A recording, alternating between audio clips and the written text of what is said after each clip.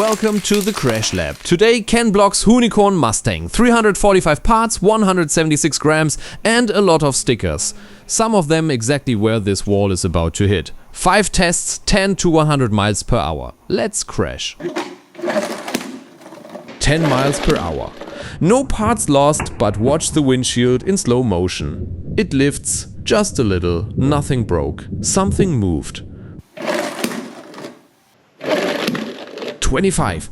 Still 0 parts, impressive, but the front is starting to loosen up and there's that windshield again popping up and somehow clicking back into place.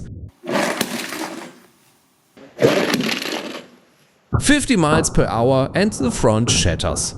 7 parts, mostly single pieces spraying off the nose. And here's why. Look at how this front is built. Some of these pieces hang on by a single stud. One stud, one connection, one hit and they're gone. Great for the look, terrible for a crash. 75, 15 parts. And now it gets interesting. The front spoiler shatters and because of how it's mounted, it levers the whole nose upwards on impact, tearing body panels off with it. This front isn't just breaking anymore, it's peeling open. If this pattern continues, 100 might rip it off completely. And 2 survivors against all odds. The windshield is still attached and the driver perfectly fine.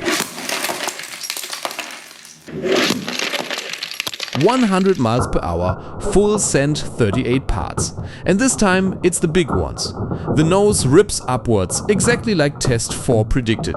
The complete front suspension tears off, even the dashboard flies out of the car. The windshield gone, its longest fight is finally over, but the driver stays in the seat. And here's the strangest part. Look at the rear. Nothing. The energy never made it past the cockpit. The back of this car doesn't even know it crashed. Stud grip, 2 very different cars. The rear held through everything. The front hangs on single stud connections and gave up early.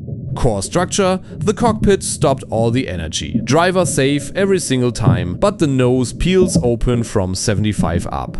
Rebuildability rough. Too many small pieces flying too far, and after the rebuild, 2 pieces under the front show battle scars.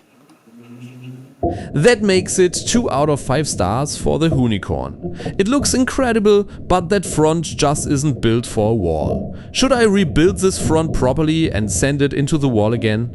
Tell me in the comments and tell me which car crashes next. See you at the next crash.